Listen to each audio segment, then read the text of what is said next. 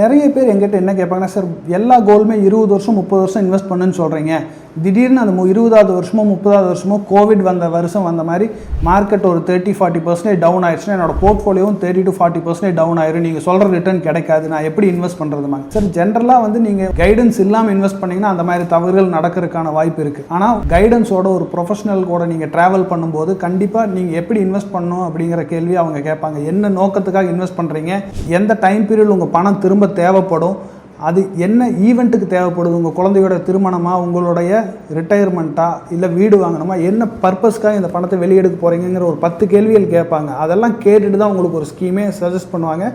அதே ஸ்கீமில் 20 வருஷம் அப்படியே விட்டுற மாட்டாங்க.